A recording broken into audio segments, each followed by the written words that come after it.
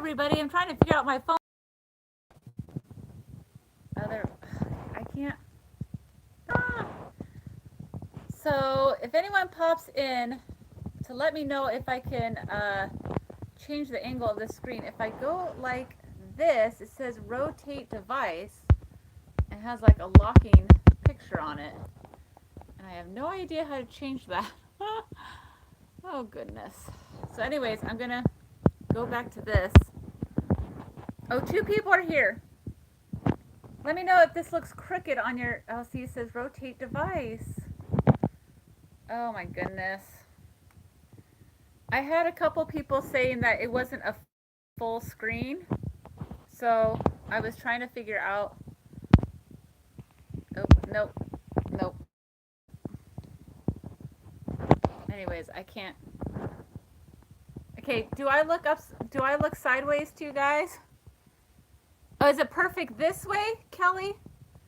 Kelly, are you saying it this way? Because all the messages are crooked. I mean, to the side.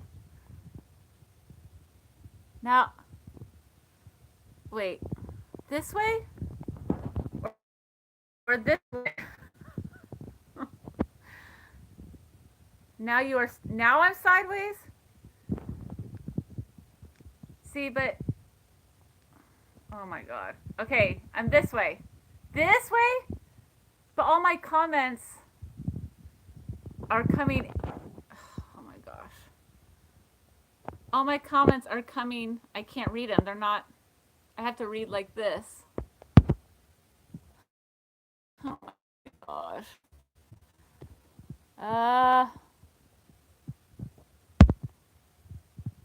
Okay, I'm gonna have to go this way. Otherwise, I'll have to tilt my head to read the comments.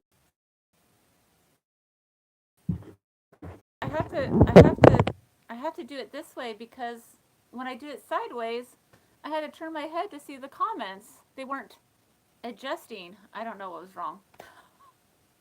Oh, my cheeks look so red. Looks like I got hit. Oh, I gotta get my notebook. Hold on, everyone. I'm on a little bit early, anyways. Oh, this is perfect. Oh, okay. I don't know.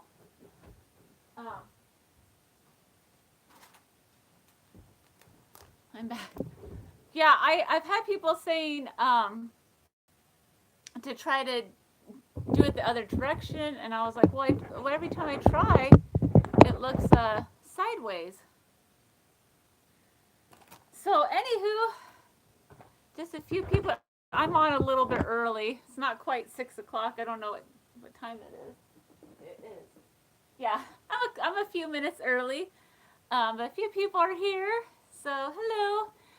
So I said at the beginning of April that I would do a live every Tuesday and Thursday for the month of April. Well, that's coming to an end. So I'm doing the live tonight, a live chat. And then this coming Thursday, instead of a live chat, I'm going to be having a live sale like I did a little over a week ago. And that will be at 5 p.m. Pacific. So if you do come to my channel, 6 p.m. Pacific, on Thursday, I won't be chatting. I'll probably be towards the end of my sale. So I'll probably mention this later on when more people get on so people don't get confused. I would hate for someone to, you know, think that they were coming to a chat and I wasn't there. Hi, Lynn. Lynn's here and Kelly. And, yay.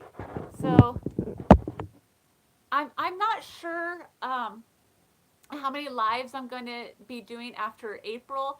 I just got to look at my schedule and stuff. I mean, not a lot's going on, but you know, we will see. It's kind of hard to do it twice a week, you know, with the kids and you know, my husband, and so I did it for April, but we'll see. I might do it like a once a week, and then I also might try to do some collaborations.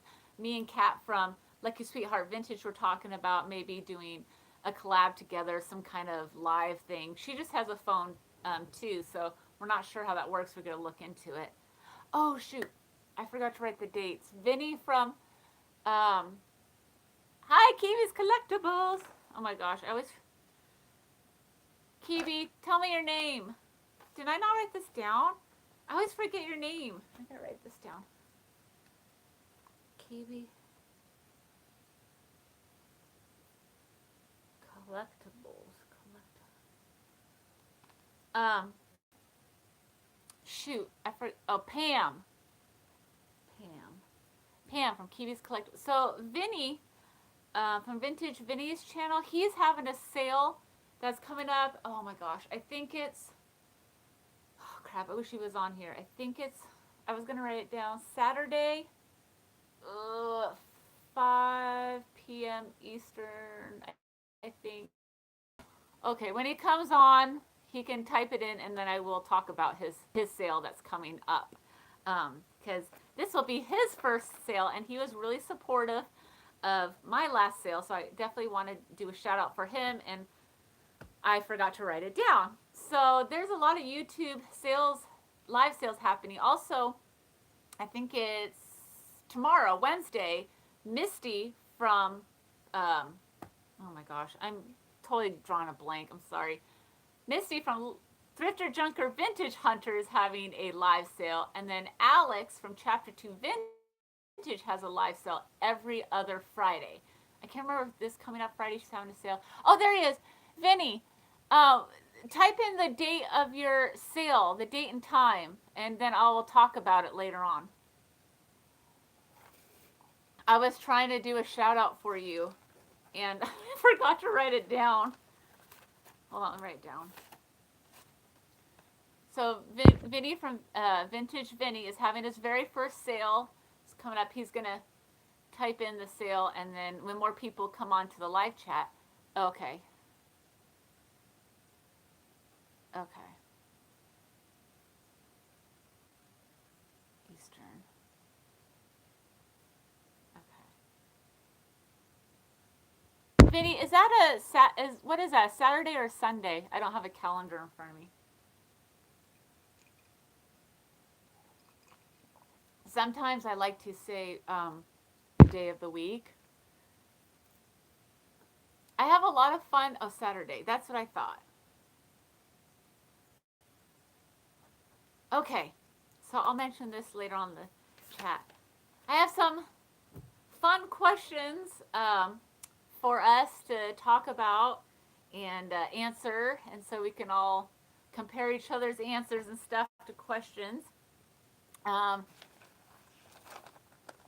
Some of them are kind of funny. I don't know if you guys were with me in my live chat last week, but I was talking about funny words that people use, especially for like their favorite thrift store. And the funniest thing that I think people call their favorite thrift store is honey hole.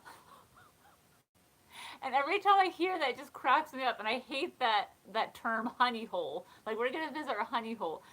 So, yeah, that was a little question and a little joke we had a week ago. But I have some other funny questions and things about thrifting. But my first question, just to, what time is it? Oh, I can't see. Yeah, so my first question, just to get the conversation going with just a few of you here, is what do you think of stores remaking vintage toys, like such as old Fisher Price toys? And this could also relate to vintage anything. I know, like, Ashley collects hens on nests, and then sometimes she'll see one like, oh, this is really pretty, and see that's a remake. So what do you guys think of stores remaking vintage items? Specifically for the toys thing, I think it's kind of cool. I think it is frustrating when it confuses me. Like, if I go to an estate sale, I say, oh my gosh, this is a cool 1960s Fisher Price, clock or whatever, toy clock. And then I realize it's new, and I'm thinking, oh, you know what? I bet other people are being tricked into thinking it's old and vintage. Because I don't know. I mean, everything old is coming back. Movies are being remade, TV shows are being remade. They're having reunions. So the same thing would be with vintage stuff. I just feel bad for the people who get tricked and stuff, and they think, oh, I got this super old toy from like 50 years ago, and I'm like, no, that's a remake. And I've had people like at the bins give me like My Little Ponies, and they're like, oh, these could be worth a lot of money. They're from 1980s, and I know they're newer, so I say, oh no, these are remakes. They're not worth a lot, they're just worth like a few dollars each. And they're like, oh, okay. So I don't know. And then like some stuff that gets remade says made in China, so it's crummier condition. Oh, hi Nathaniel. You're not that late to the party. I started a little early because I was trying to figure out the angle of my phone. I was trying to do it the other way and it was crooked and blah blah blah. Lynn, remakes really aren't good as the old ones. Not at all. They never work out. That's true. Vinny says it's nice for the new generations to enjoy it. That's true. Some of the older toys they're bringing back, like some of the Fisher Price and Mattel toys that they're bringing back, are kind of nice and simple and not all about electronics and things that make sounds and move and kind of obnoxious. Some of the older toys back then, or some of the older antiques, just have a more simpler, I don't know, a simpler feel to them. I like the vintage items. Yeah, I prefer the vintage items. From my experience, they usually are in better condition. Oh, Mrs. Cotton Candy Darling Life is here. Hi, girl. Oh my gosh, Mrs. Cotton Candy Darling Life. Have I ever asked your name? I feel like I have, but I didn't write it down. I forgot your name. I feel like a poop head. So we are just talking about how you feel about vintage toys being made, coming back, like companies remaking vintage toys or vintage items, stuff like that. Well, there's one toy they brought back. Oh my gosh, and I hated was Transformers. So you remember Transformers back in the 80s, and a lot of them were made out of metal or maybe just a little bit of plastic and metal, and they didn't break, and they were fun.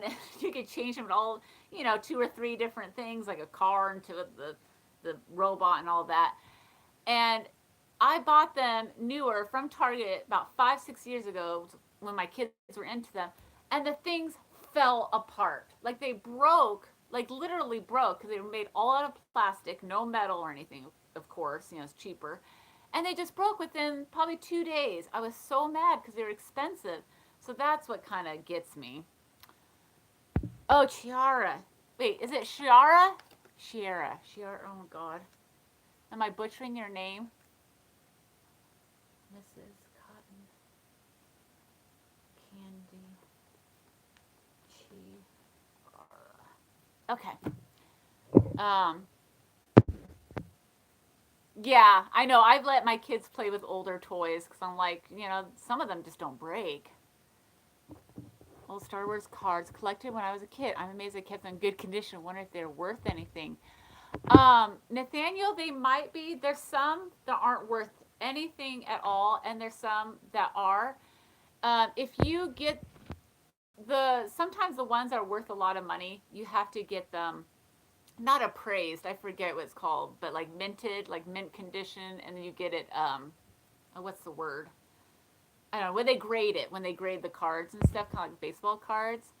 That usually is what makes them even worth even more money. But you can definitely find out on eBay or Goodwill and all that.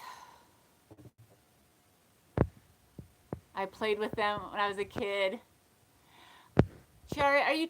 Oh my God, am I saying your name? Chiara. Did you play with Transformers? Because that's what I played with. I'm an only child, but I had boy cousins. Oh, Kiara. Oh my gosh, Kiara.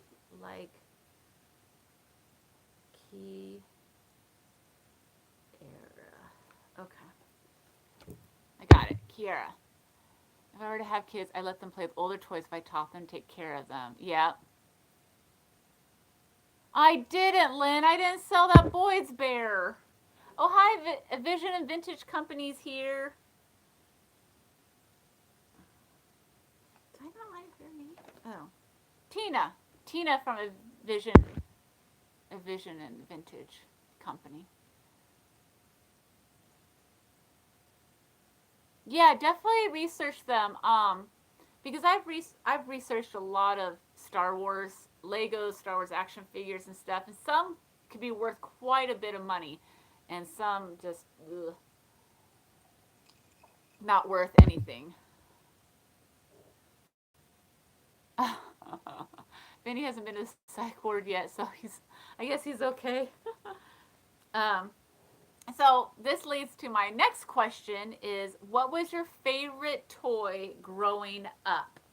Your favorite toy growing up, which would be considered vintage toys now because we're all adults.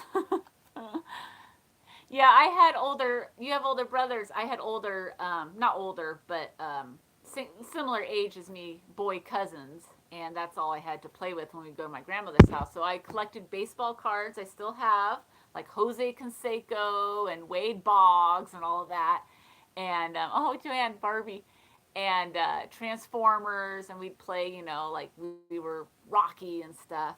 But I did have a girly side. So yes, Joanne, my favorite was Barbie too. I had rocker Barbie. I had mommy Barbie. I had I had just yeah, tons of Barbie, and I had the clothes and the shoes, and I was totally into brushing their hair. My poor pitiful Pearl doll and my Susie Smart. Oh my gosh, that's awesome. And of course Barbies. Yep, bye Barbie. Hi Laura. Barbie was such a popular doll for so many years. I've had it for 23 years. My play school Arthur doll. Oh, I remember Arthur doll. It's been there with me forever. Keychains are my favorite. I used to have a collection of keychains. We're gonna probably help all as well with you. Hi, Steph. And the block vintage is here. The whole gang's here. Um, I'm looking at my notes. So, what was your favorite toy? Mary, what was your favorite toy growing up? Oh my gosh. I have a teddy bear my grandparents sent to me from England. I have him sitting in the window. I don't know if other places are doing it. Lots of houses here have them out to entertain. Oh, that's sweet. That sounds like other houses would do. Put a little bear in their window. Oh, Cabbage Patch dolls. Yes. Walks. Oh, Stretch Man. Stretch Man. These toys are bringing back memories. Yeah, I had a Cabbage Patch doll. Stretch.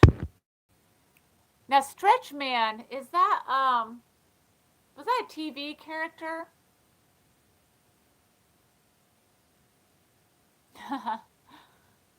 Because they're, back like in the 70s and 80s and even 90s, a lot of TV shows had popular action figures. Hi, Corey. Corey, the thrifted artist, is here. I know, the good old days.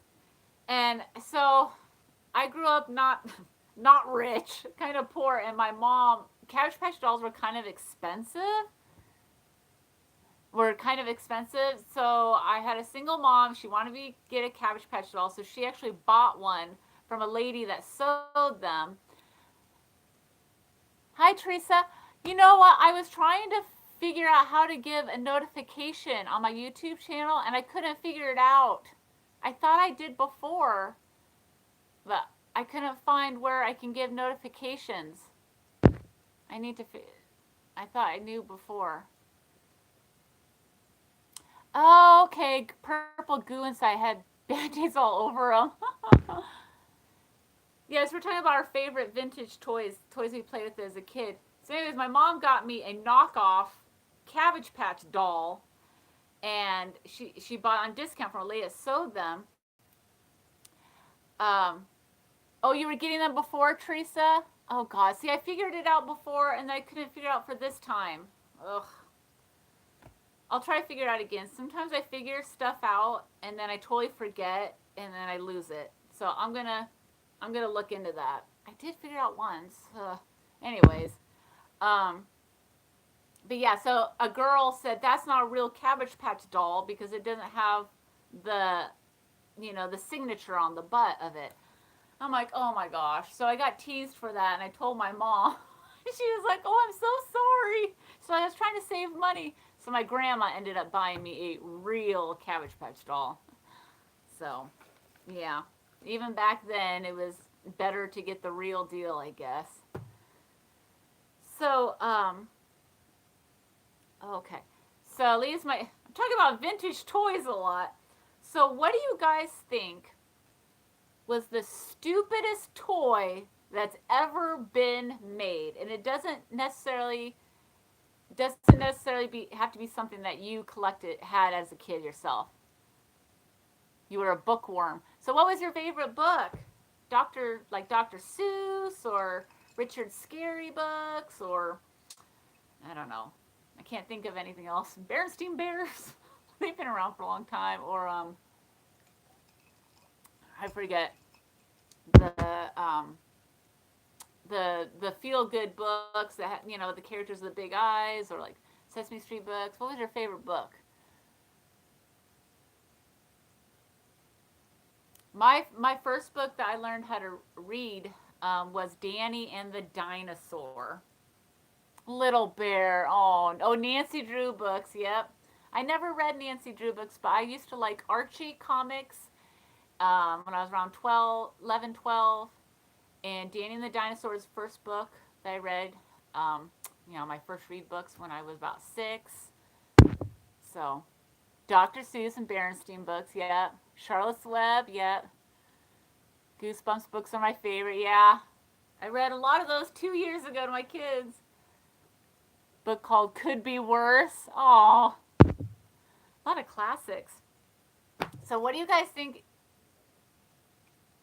Yes, Charlotte's Web. That's a sad one. So what do you guys think is the stupidest toy that was ever made? And it can be silly, completely stupid, anything like that. Oh yeah, Sweet Valley High and Babysitters Club, and both those book series had shows too. Sorry, hold on, guys.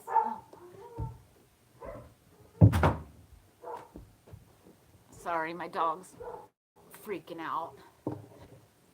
So, alt.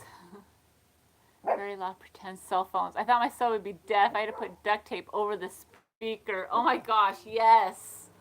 And especially the ones that didn't have an on and off button. Those were the worst. I would take the batteries out. Furbies. Yeah, those are stupid. Okay, I got a good one. Back when my mom was younger, my pet rock. Who remembers hearing about? I wasn't alive then. Oh, hi, Nicole. Nicole, we're talking about the stupidest vintage toy that's ever been invented. And my take on that is the pet rock. So Nathaniel, have you ever seen a stupid toy antique mall? Or ever heard of one? I bought one and thought as a joke to hide in a place where someone in the house goes and hears someone scream. Oh my gosh, that's funny, Vinny. Dumble paddle ball. Oh, the one with the little rubber ball on it. Yeah, Furbies are creepy. Yeah, Pet Rock was so dumb. And that person who invented the Pet Rock and sold it made over $1 million. They made over $1 million. I've read the history on it. It was crazy. There are some toys that they have. Yeah, I don't understand the Pet Rock. It's nuts. They would give it they would just put a regular freaking rock in a box and give it like a certificate, and they sold like crazy. It was so silly. I think that was the stupidest toy ever made. But the guy made $1 million, over $1 million. So I guess more power to him. But I don't know.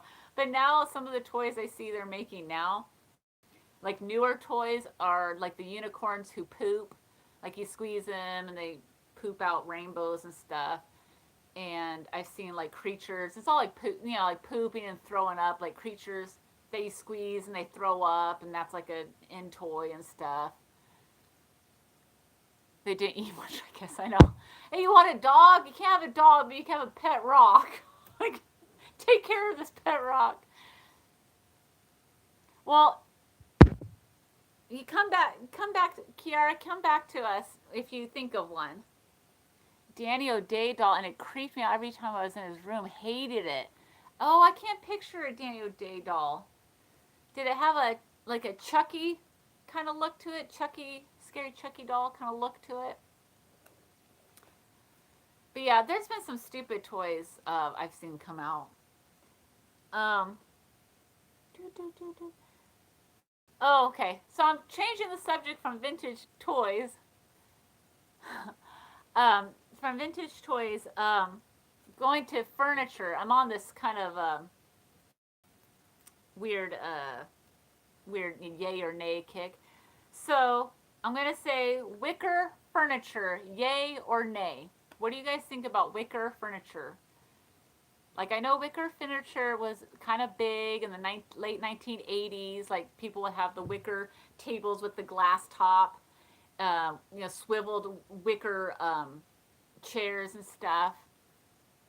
Oh, ventriloquist doll. Yeah, those are kind of creepy. I know what you're talking about. Wicker, love wicker. Okay. Oh, good to start a fire. I'm a nay. Love wicker. I like wicker furniture a little bit if it's outside. Yeah, Nicole, I'm going to say wicker furniture inside. Yay, love it. For the house, no. Yeah, for the inside. For the patio, yes. And home, no. On the porch. Well, they do have those one wicker chairs that have the big, big backs that some people use for like portraits and stuff. They're kind of bohemian looking. There's ones like that, and then there's the ones that are kind of like 80s or thicker. They have the swivel chairs. Not my figure. So a lot of people are saying outside. Okay. My grandma actually had some wicker chairs inside the dining room table. Yeah, that's boho. Yeah, like a peacock chair, Laura. Yeah. Is that what they're called? That's kind of like a bohemian kind of look, kind of hippie-ish. I kind of like that look, but I don't like the 1980s kind of look. Yeah, but it's definitely boho. Yeah, for sure. Okay, so those peacock wheelchairs make anyone who's sitting in them look like a South American drug lord. I thought you were gonna say a South American like king or queen, but you said drug lord.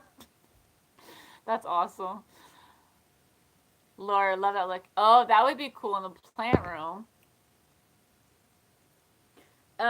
Okay, so I'm gonna move on to beanbag.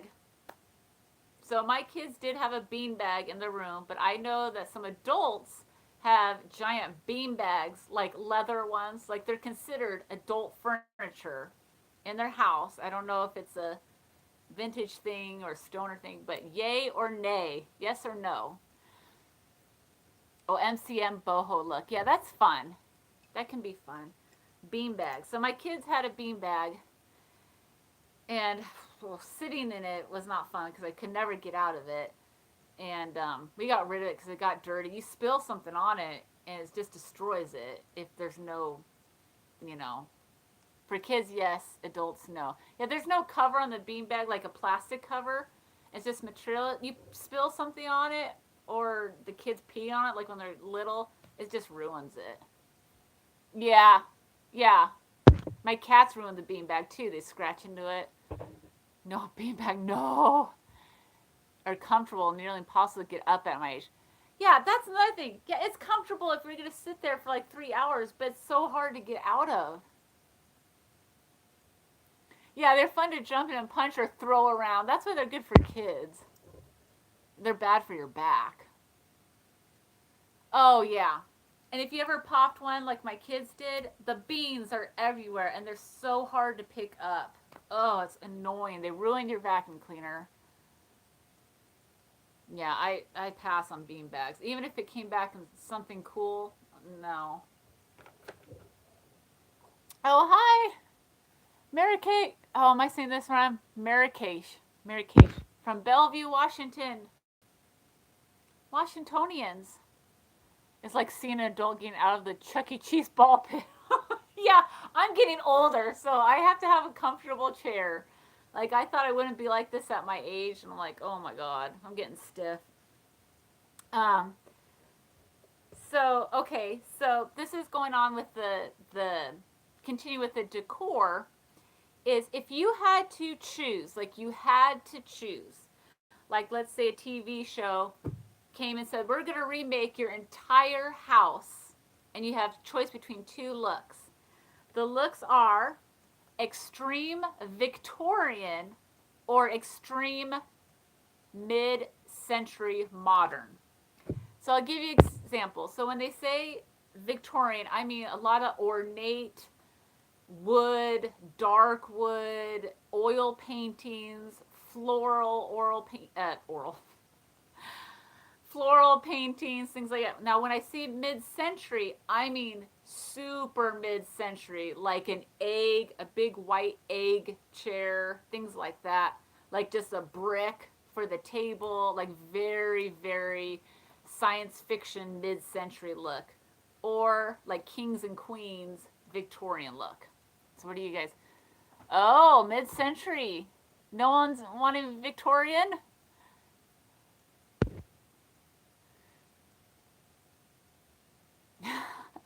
Made age, haha. Yeah, Victoria's way too feminine. Vinny, I can't imagine you picking Victorian. That'd be funny.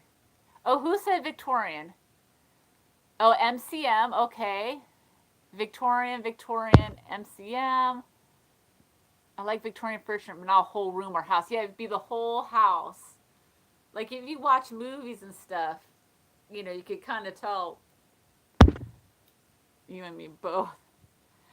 Oh, I hate to say it, but I probably would pick Victorian because I love natural colors, dark wood and stuff. And I don't know. I think I'd feel funny with like mid-century modern. I think it'd be too modern and cold for me. I don't know. I feel like it would be more cold, like it wouldn't be inviting. I don't know. But I don't think my husband would like Victorian. He'd probably think it was too girly. So that's funny. Just a few of us want Victorian, the rest want MCM modern. Yeah, if you ever see those science fiction movies from like the 60s and 70s, oh my goodness, some of that furniture was like space age looking. Um, oh, and speaking of maybe Victorian, neither. I know that's the hard question. If you had to choose, like you were on a reality TV show and they said we're gonna remake your whole house, but you have to choose between these two looks. Oh, that would be fun. House built in the 50s and decked out in the MCM style. That would be cool. Vinny, you can do it someday. Buy a 1950s house. Design it how you want it. Um, so kind of moving along, have you guys ever invested in movie props? I know like some vintage movie props from older movies are worth a lot of money. I actually have an uncle, my uncle and his wife, they have a huge house and they used to collect, I don't know if they still do, I don't really talk to them anymore, but they used to collect so many science fiction and horror film movie props and stuff, and they would have the certificates for them. They're authenticized, and I mean, I'm sure they're worth a lot of money. So, have you guys ever have? Oh, Victoria's just too dark. Yeah, it is very dark. It is. It would be kind of overwhelming.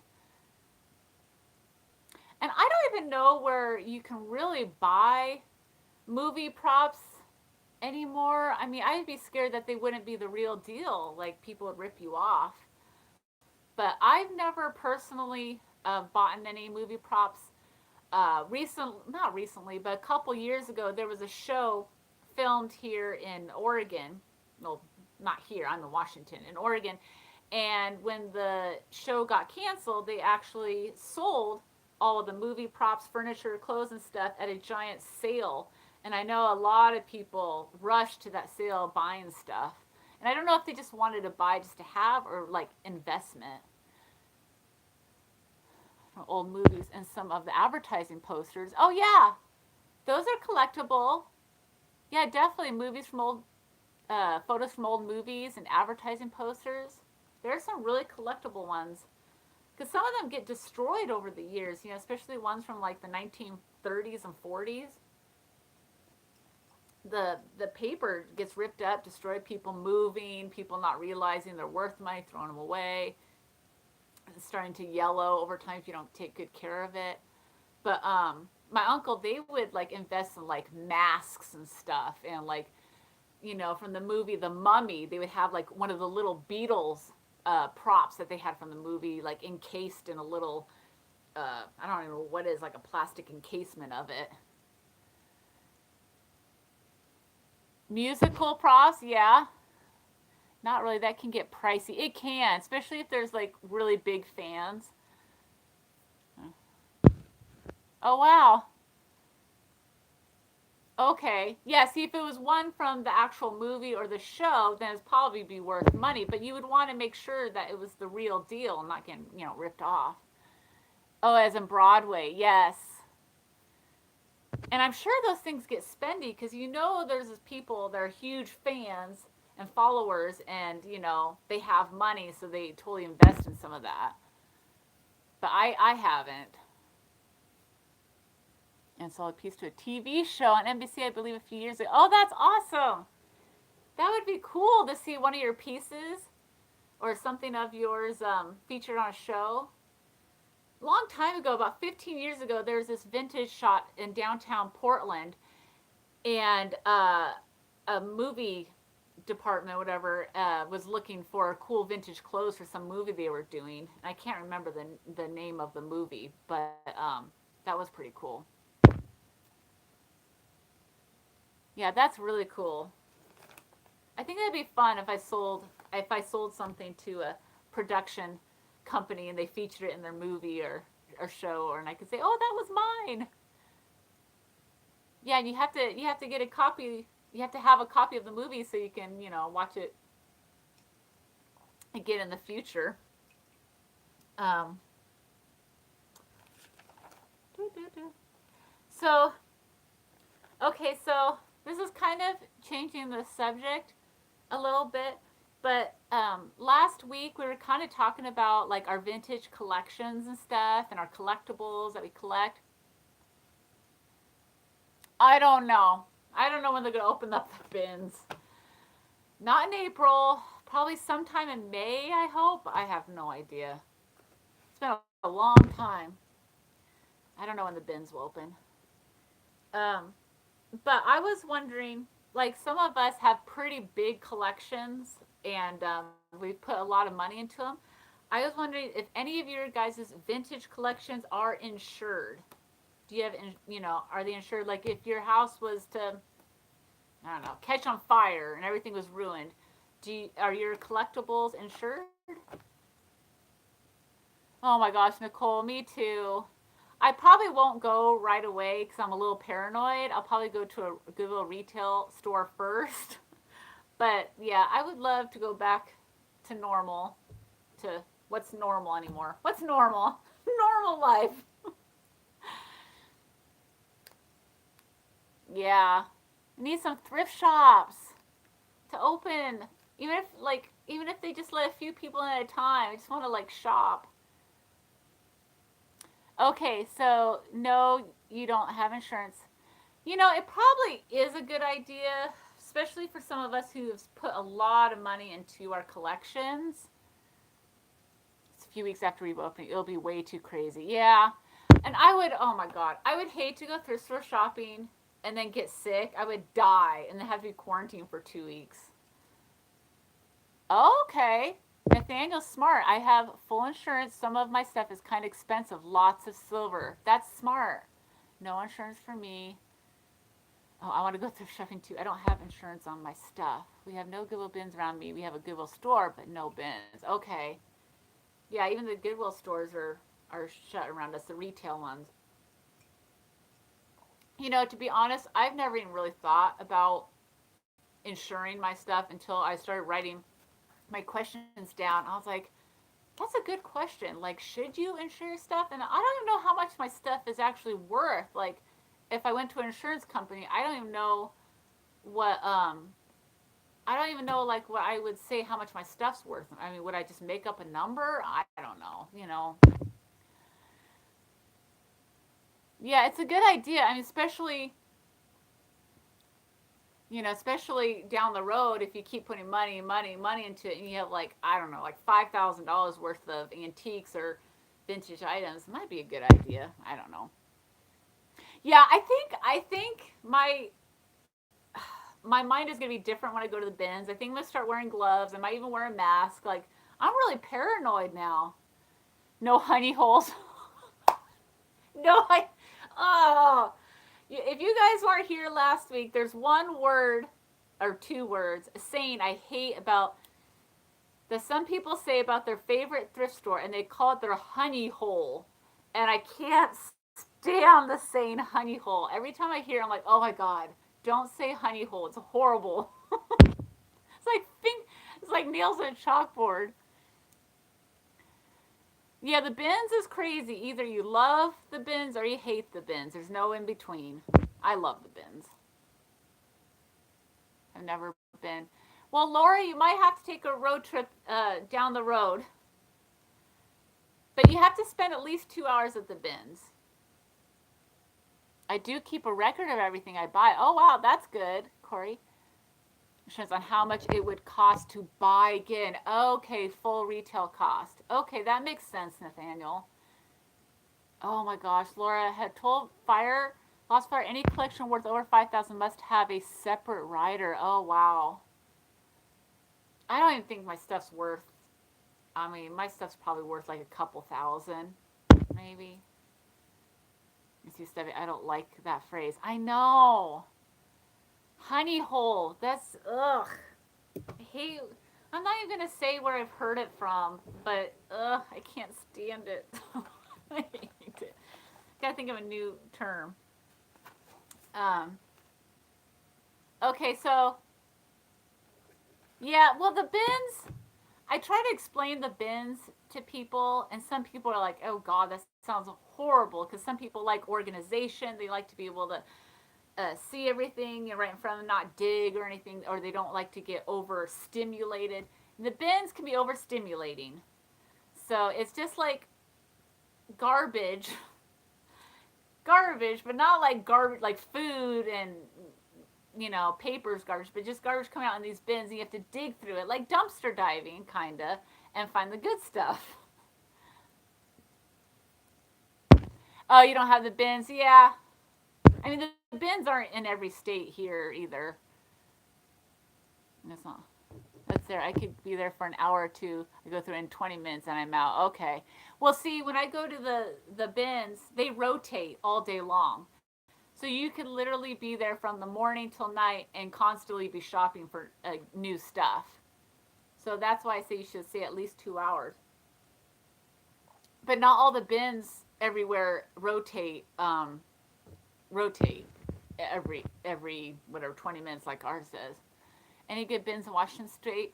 Um, no, that's a hard. It's hard to determine what is good bins. I've only been to Seattle bins like one time years and years ago, and it was pretty good.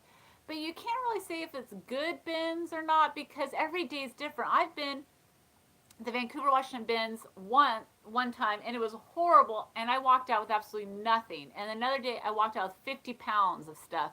So it really depends on the day. And learned about the bins.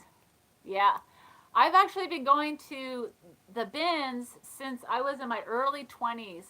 So around 20 years. And let me tell you, the bins have changed. They're a lot cleaner than they used to be.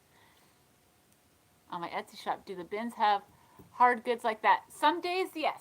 Some days you will go in and they'll have lots of hard goods, and some days they'll hardly have any. It really depends. The rotation's just very different from day to day.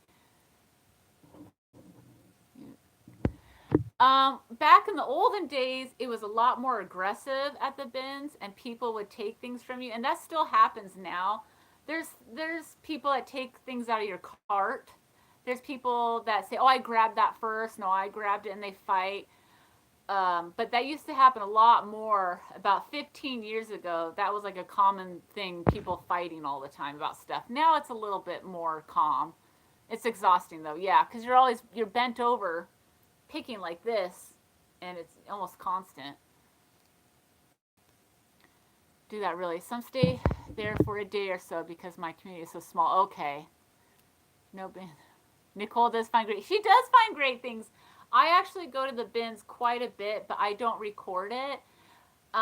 Just I mean, when I go to the bins, I go a lot, and I only record it once in a while, just because I need to focus, like on the bins and picking, and that's how I make money, you know. So it's hard to like film, and sometimes I'm just not in the mood. So that's why I hardly ever show it. Brought friends and kind of made a mini road trip out of it. Yeah, separates the clothing, media, and hard goods. Yes, ours separates it out. Yeah, the clothing is separated from the media, and the media is separated from the hard goods. Yeah, they will kick you out. Yeah, if you're caught. There's people that aren't caught, and people happened to me where they've taken some out my cart, and they paid for it, and I'm like, where is the whatever? Where's the puzzle I had? Where's the puzzle I had? And I go to the cashier and say, did someone buy this blah blah blah puzzle? And they're like, oh yeah, that lady did, left. I was like, that was in my cart, so that happens. Yeah, you should Google it, Lynn. And yeah, you should record it. I would watch.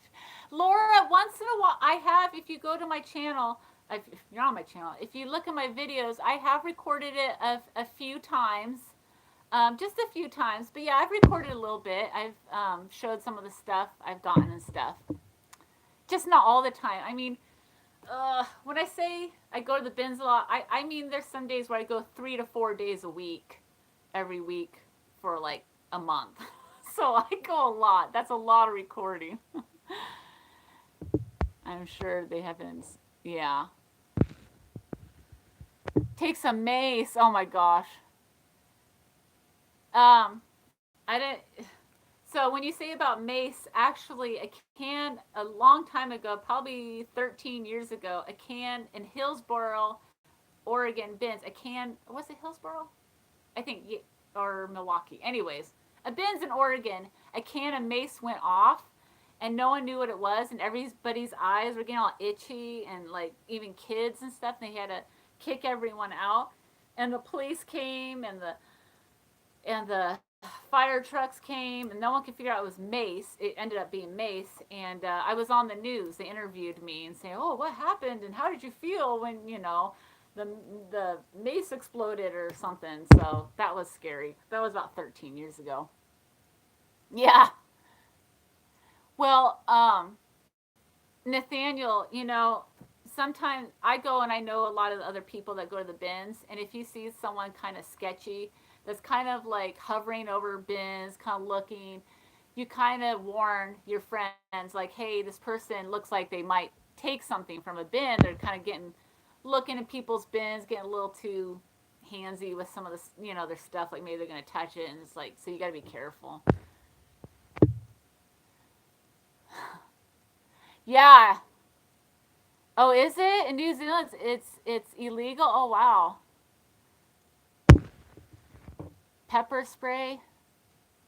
Oh, pepper spray? Yeah, I don't know if it was pepper spray or mace or something, but it was something like that. Is red, white, and blue thrift stores any good? The red, white, and blue thrift store in Milwaukee, I used to go to. I don't go to it anymore, but I've heard they're overpriced now. They used to be really good price. They used to have really good prices, and now it's not so good, like overpriced.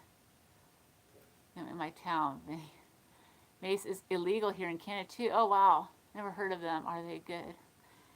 Um, oh, okay, so I'm going to move along to a question that I had before I was talking about getting your stuff insured. Guns are legal. Almost no one has guns here, just for hunting, almost never for protection. Oh, New Zealand's different, huh, Nathaniel? That's interesting to know. Hey, Nathaniel, have you ever seen the show Flight of the Conchords? If he has, he'll know. He'll know why I'm asking him. Anyways, my next question was: Have you ever paid to get? Have you ever paid to get something authentic? Oh my gosh, my sentence authenticity. Ah, authenticated. Oh my god, I can't say it. You know what I mean. Get a professional to tell you if it's authentic. Yeah, Flight of the. Oh my gosh, Nathaniel, that was one of my favorite shows. That show was on, I think, over 10 years ago. It was so funny. It was like the weirdest, funniest show ever. I knew you knew what I was talking about. Yeah, authenticated. Oh my gosh, I can't say the word.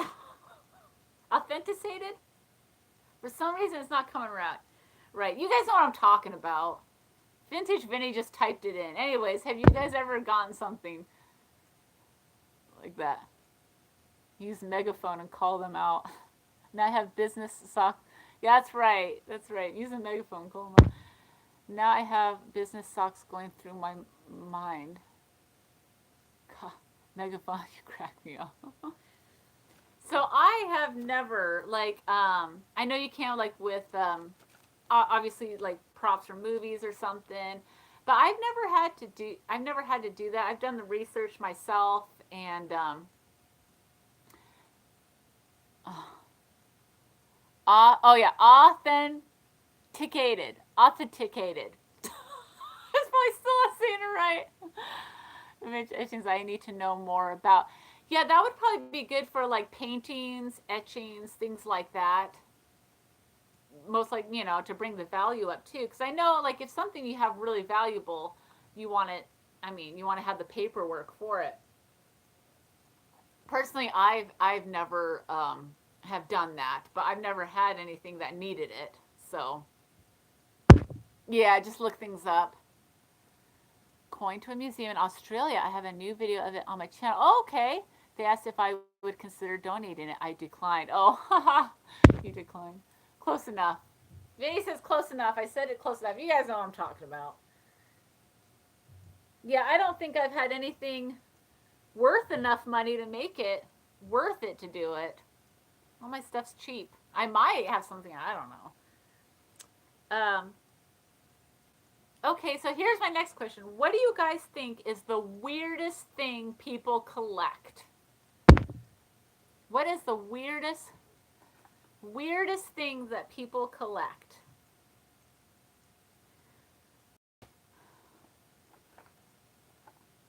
Hello. What is the weirdest what is the weirdest thing? So Tina from Vision and Vintage Company, I'm looking at my other questions. You like to collect unusual items. I know that you like to collect unusual vintage items and stuff. Pet rocks. Yeah. Husbands. Oh my gosh. The weirdest collection. So for me, don't forget to give thumbs up. Yes, thank you. Medical stuff. So weird. I just love it. Doll collections freak me out. My word. Um, bone jewelry. Oh yeah. Bone jewelry. Joanne Goodwin. Yeah, those are some weird stuff. Dolls. You guys, I used to have a doll collection. I still have all my dolls. Half of them are in storage because I have so many.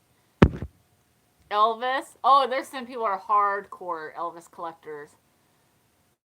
Yeah, bone jewelry, dolls. I think medical stuff definitely. I know that people like that collect like vintage human teeth and stuff. Old creepy dolls. Dolls are clowns. So one of the things that I think is creepy, not just doctor stuff, but hair. I know. Oh, is Tina leaving? I didn't. Did she say she was leaving? I didn't see that she was leaving. Oh gosh, I can't say that. By vision of vintage. Oh, belly button lint. Oh God, that people can't collect that. Oh my gosh. Oh, Nicole, we're talking about the weirdest collection. I said hair, and actually, that is a real thing that people collect. And I forget the reason behind it, but back in the Victorian days, probably even earlier, people would keep like a part of their hair in like a locket and stuff. I don't know if you guys know the history of that. I remember seeing it on a YouTube channel, but that's actually something that people collect is hair. We're handed down to me. I have them boxed up. Too creepy for me. Icky. Yeah. And I mean, there's people that collect, fake prosthetics and stuff. I just think it's creepy, or like fake eyeballs. Morning jewelry. Oh, that's it. Morning jewelry with hair is very popular. That's what I'm talking about. Yeah, people back in the Victorian days and even earlier would have a piece of hair that they would keep. A lot of times you'll see it like in a locket or something. And I don't know. I think morning hair, yeah, is very popular. To me, it's creepy. Like, but I've seen on YouTube channels where they find it at estate sales, and they go gaga over it, and I'm just like, oh God. But I'm kind of weird about that stuff.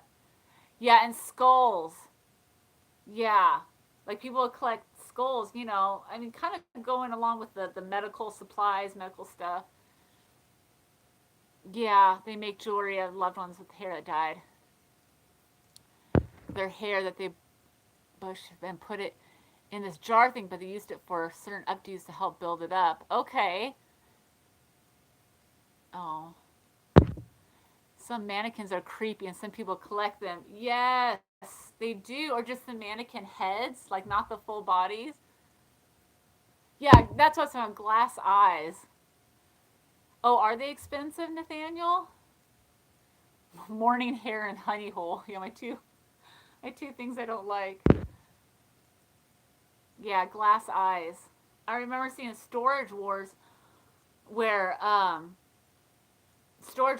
they found a bunch of glass eyeballs and they thought they were for like a person, and it was for bears. I guess stuffed bears used to would have the glass eyeballs or dolls and stuff.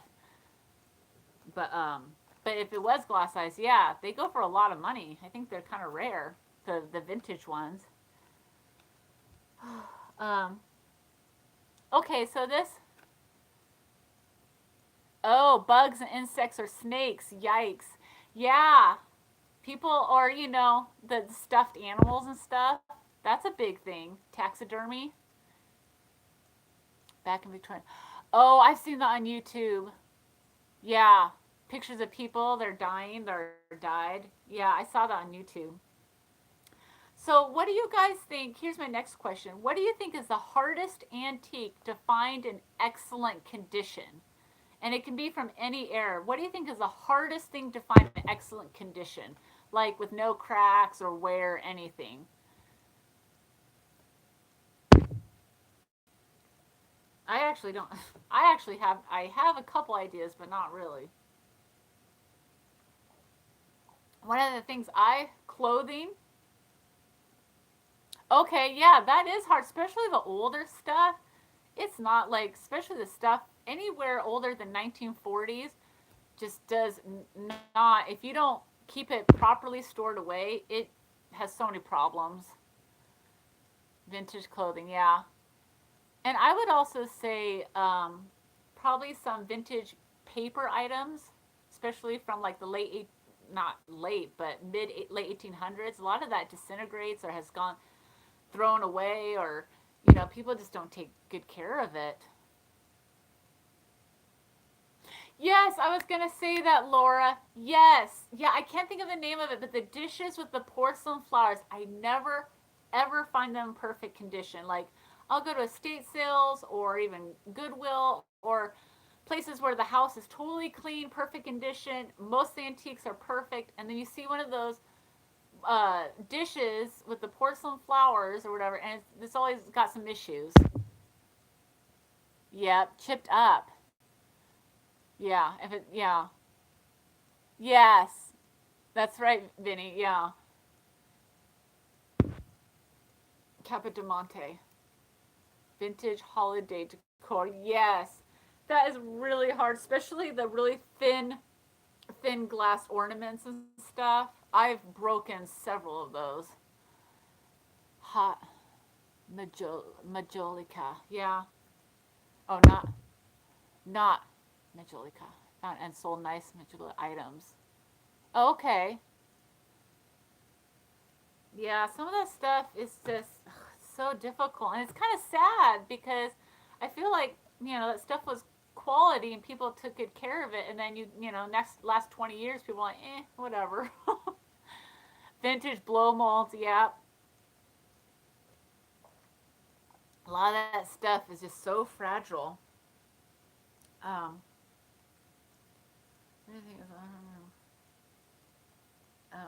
I'm trying to look over my notes. Okay, so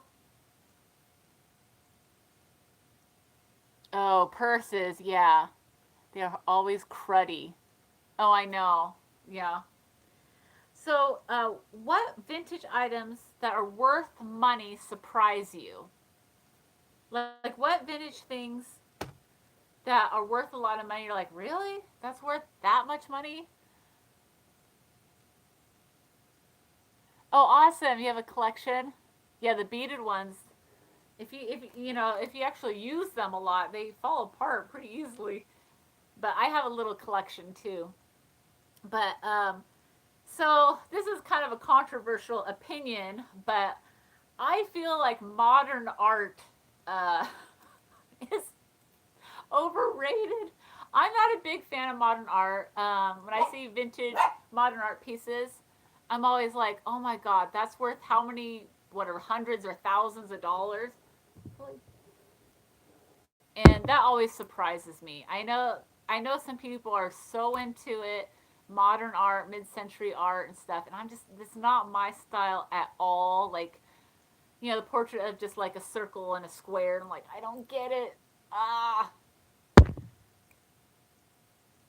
Pyrex. Pyrex. You think that you're always surprised?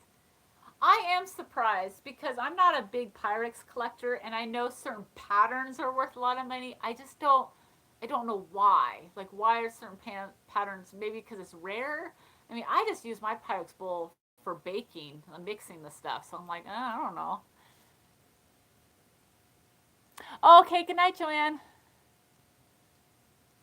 Corey, you're an artist. Yeah, I mean, everyone has their opinion. I have a friend that's really into what I consider modern art. It's like just kind of like colors. It looks like just splatters of watercolors, but she loves it. Good night, Joanne. I know. Exactly. Yeah, abstract painting. I don't know. You know. Maybe, yeah, nostalgia. But yeah, it still surprises me. But that's just, but I'm also the kind of art I'm into. Some people, think is kind of weird. So I don't know. Let's see.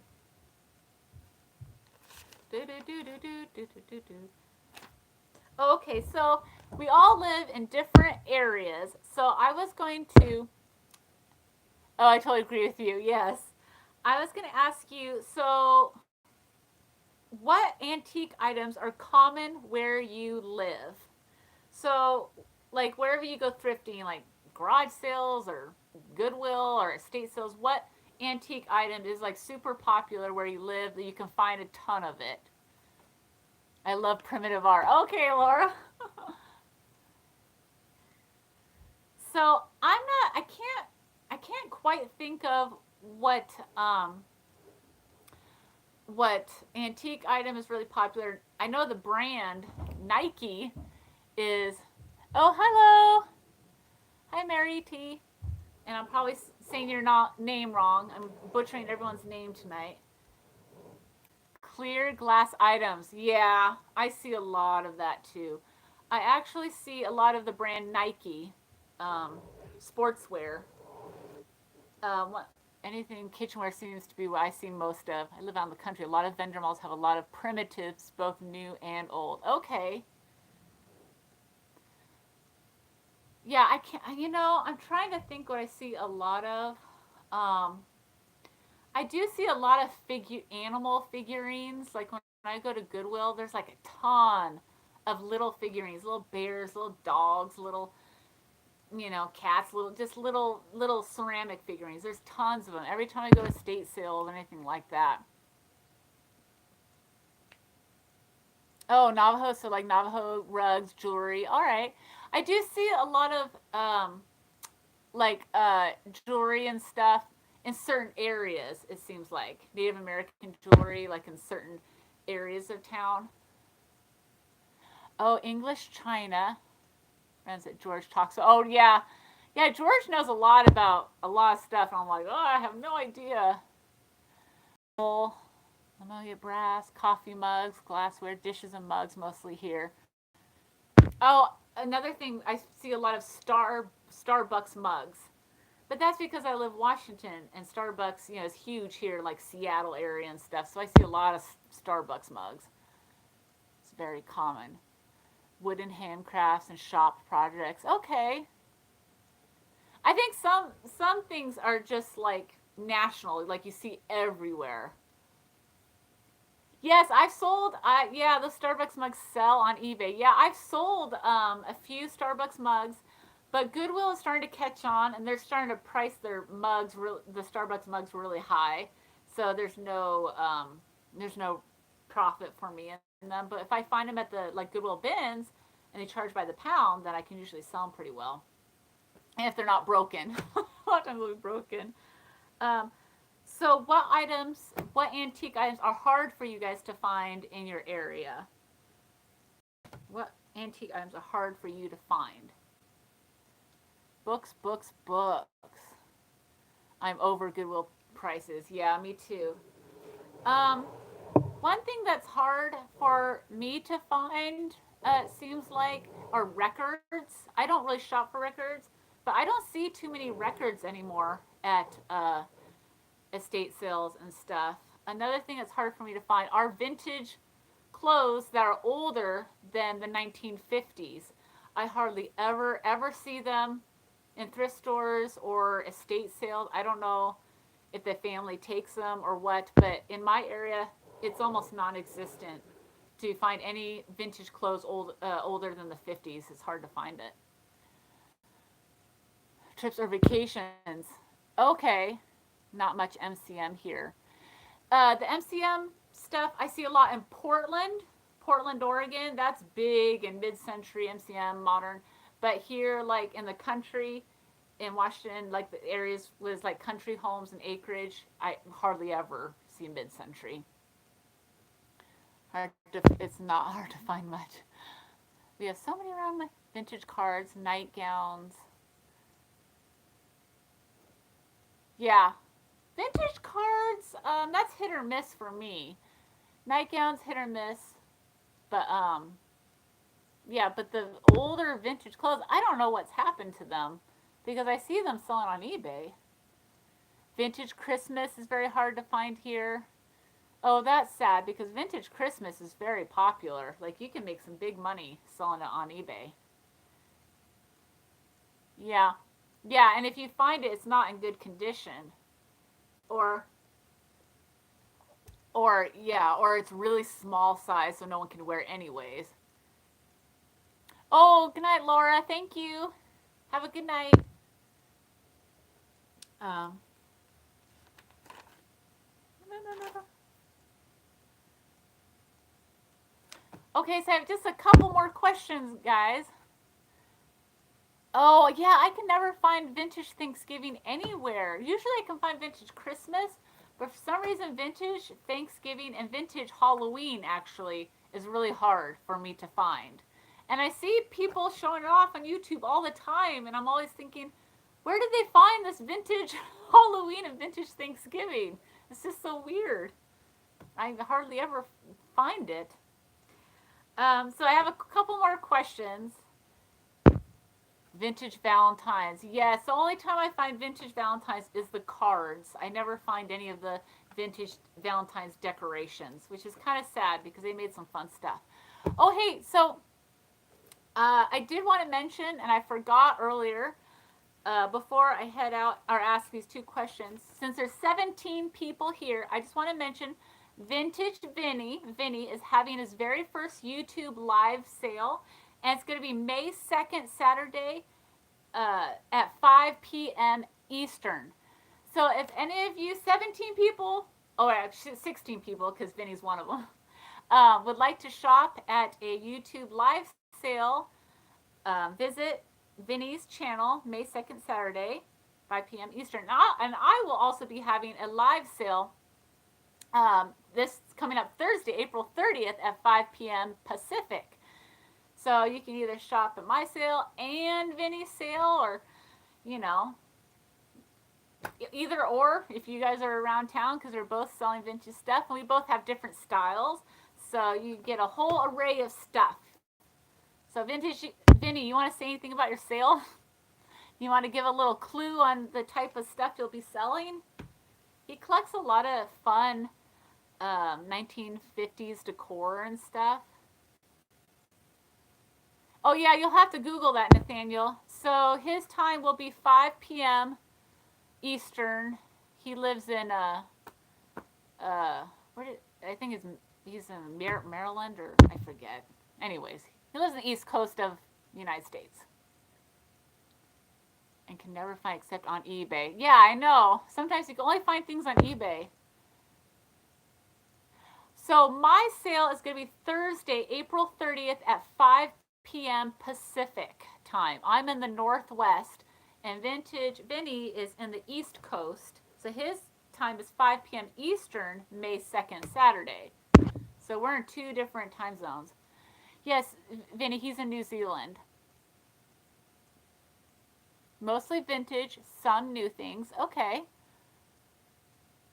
Love live sales. Yeah, they're fun. I actually visit a few live sales, and I haven't bought anything, but I do like supporting them and watching them. And I hope to buy something in the future. I've just been a little short on money lately.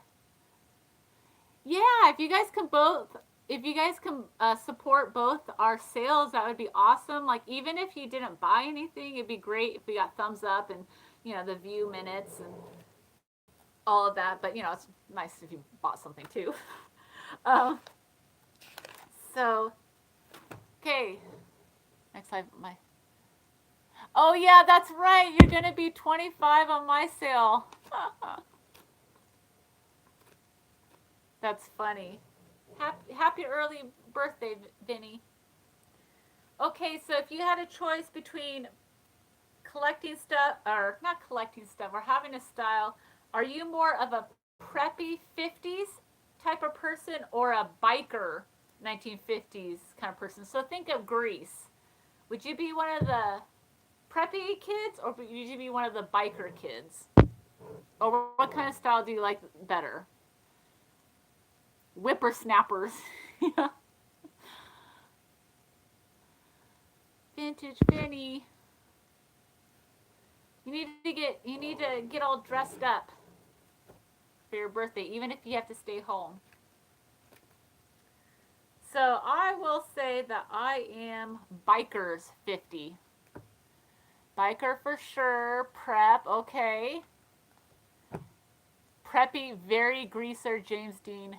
Preppy, very greaser James Dean rebel. Oh yeah. Yeah, I have like a couple of like biker kind of jackets, so that's why I kind of say like I'm 50s biker prep. I wish I was the biker type, but more like the preppy type. Oh, you're a biker type inside. Yeah, I've probably watched the original Grease movie, oh gosh, I don't know, probably 15 times. Bikers, preppy. Oh God, it's split right in half. I could be both too. Yeah, you could change it up. You could have like a preppy hairdo, but also like, black leather pants and a black leather jacket, but like preppy, like little shoes. Preppy. See, it's split in half. We'd be perfect for Grease. If all of us were in a Grease movie, we'd be perfect. Half of us would be preppy, and half of us would be the greasers. Oh my gosh, the Grease movie is so awesome. They're thinking about remaking it, and I'm like, you can't remake Grease, the movie. It was like perfect. Yeah, I could have been both. Well, I know people like, they kind of change up the style. Little bit of preppy, little bit of biker. Okay, my last question. My very last question. A pink lady, yes. I should dress up as a pink lady for Halloween. Oh my gosh, I did a Halloween costume like Sandy. So did you dress up like Sandy how she was in the beginning, or did you dress up like Sandy how she was at the very end, with the black leather tight pants and the little top and the poofy hair, or were you like her in the beginning when she was all preppy, when she had that big old skirt and her hair's flipped up, or when she had the pink jacket? Pink lady. Then maybe that'll be my next Halloween costume. That would be really fun to do. Black. Oh my gosh. Joanne said black leather blonde hair curled up. Oh my gosh. That's funny. That would be awesome. Dress up like Sandy in a video. I probably could dress up Sandy how she was in the end, because I do have black well, they're not leather, pleather pants that I've worn to Vegas before, and I do have a biker jacket, so I could kind of do it. The hair, though, I don't know about the hair. Yeah, Joanne, man, that's wild. That's a fun costume. That's really fun. Bobby socks and poodle skirt for me. Oh, yeah. I've actually dressed like that before. That's actually really fun. I've done it for years and years ago. Bobby socks and poodle skirts for me. That's always a fun costume, especially when you do the hair. Like how my mom used to do the hair, it's all boofy, straight with all the hairspray and it flipped up at the end. I borrowed an outfit from dance class from friend, red heels. Oh my gosh, that's so cool. If you ever have a picture, you should show it. If you ever have a picture from them, that would be fun. Okay, this is totally off subject, but a Christmas sale in the summer, yay or nay? Are you guys fans of buying Christmas in the off season, the summer? I know there's a thing that's popular called like Christmas in July, where a lot of times people will have sales in the middle of summer where they sell just Christmas items, or there's actually stores that open year round and all they sell is Christmas. There's one of those, I think, at the Oregon coast. I can't remember what it's called. For sure, yay, all year round. Okay.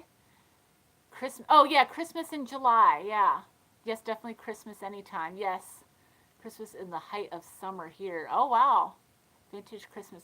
Oh wow, you guys are big fans, because I know there's a YouTube trend where oh, hi, Fatbird Finds is here. Hi, Laura. I know there's a trend on YouTube or there was last summer, where people were showing off all their Christmas stuff, Christmas items in their videos in the summertime, Christmas in July. Yeah, I don't know how you attach it either. But John, you gotta show it somehow. You gotta figure out a way to show it.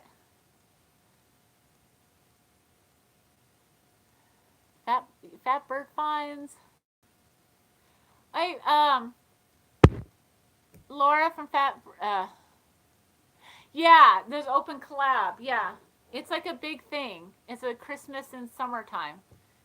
And I know some people are like, oh, I only get the Christmas like a couple months before and stuff. And some people buy it year round. I'm not a big Christmas person, but I do have fun with it. Oh my gosh, they are. That is so funny. Hey, Laura from Fatbird Finds, I just announced not too long ago that Vinny is having a YouTube live sale on May 2nd at 5 p.m. Eastern. Because I know that you've gone to a few sales and stuff.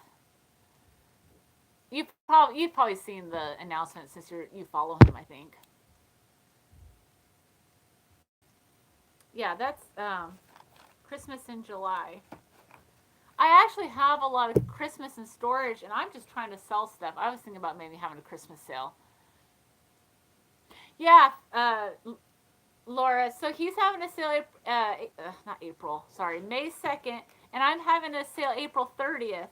So I was telling people if they want to support me and Vinny, come to my sale Thursday, April 30th, and come to his sale on May 2nd. 5 p.m. Eastern. I keep forgetting that. 5 p.m. Eastern. And mine's 5 p.m. Pacific. Yeah, collabs are fun. I haven't done collabs for a while. Nesty, who's having a collab? Oh my gosh. I'm totally going blank on her channel name. That's horrible. But a channel that follows me and I see her a lot, she's having a collab soon. But, you guys that have smaller channels and stuff, a really good way to get your name out there is to do collaborations, especially if it's fun collaborations. I've done probably, I don't know, around 7 or 8 collaborations since I've been on YouTube, and they're really fun. It gets my name out and stuff. Even though I'm still not monetized because I don't have enough minutes, I was able to get more subscribers just because my name got out there and they saw me. But collaborations are a really good idea to get your name out there and stuff. And they're fun because then you feel like you're like a little family for like a week because you get to watch everyone else's videos that collabed and comment on them and kind of, bring them up and support them and stuff. But, oh god, if you guys can remember what collab I'm thinking of, it's a follower of mine. She has a little less than 1,000 subscribers. Oh my gosh, I can't remember her. What do you mean? Oh, YouTube view minutes. YouTube view minutes. So you have to have, or view hours, minutes or hours. Yeah, so I don't have enough view. You have to have 4,000 view hours to get monetized. And Blessed Nest. Yes, that's right. Blessed Nest is having the collaboration. And I can't remember the day or time. So go check out her channel, Blessed Nest, because she is hosting her first collaboration. And it should be a lot of fun. It's about talking about an vintage item, antique item that means something to you, sentimental to you, and talking about it and stuff. So it should be a fun collaboration. Yeah, definitely try some more collaborations. It is a fun It is a fun, nice community feeling. Nicole is doing Get Her Done. Oh, okay. I don't think I've heard of that collaboration yet. Yeah, Blessed Nest actually, she does a lot of collaborations. This is the first time that she's hosting one. So this is her first time hosting one, but she does. I've hosted. Have I hosted just one collaboration? I think I just hosted one. Yeah, with Lucky Sweetheart Vintage, and she was a part of it. Or did I do 2? I can't remember. But yeah, it's a lot of fun. And even if it's just for a few days, you feel like you're a part of a little community. What do you? Oh yeah, so I have enough subscribers, but not enough view hours yet to get monetized. Yeah, that's right. Because you were part of the collaboration, Miss Cotton Candy. And that's where I've met a lot of channels and stuff too. Like when I did collaborations, otherwise you're just kind of searching around for random channels to connect with. With the collaborations, you kind of get that connection. sometimes you can make like real, like true friends that you can message outside of YouTube and stuff. So that's pretty cool. But I don't have any more questions written down. That's it. So, guys, this is going to be my, not my last forever, but my last YouTube live chat for the month of April. So this I know I say every Tuesday and Thursday, but this coming up Thursday, April 30th, is actually just going to be my sale, my YouTube live sale at 5 p.m. Pacific, and I'm not going to do the chat at 6 p.m. Pacific. So if you come to my channel at 6 p.m. Pacific, it's just going to be towards the end of my sale, and I won't be doing a chat. So I'm going to try to decide when I can do the weekly chats for the month of May. I'm just going to see what my schedule is going to be like and all that. I don't think I'll be doing twice a week anymore because it's kind of a lot for me. I'll probably just do like maybe once a week, and I haven't picked the day or time yet. I don't know if it'll be Tuesday or Thursday, but I will announce it. So definitely check back on my channel or check back on my community announcements. But I hope we can all chat again soon. Just got to figure out a night. So I'm going to say goodnight to you all. And I really, appreciate you guys coming along. It was really fun hearing all your answers and talking to everyone. So I will see you guys later. Oh, good. See you at the sale, guys. All right, bye.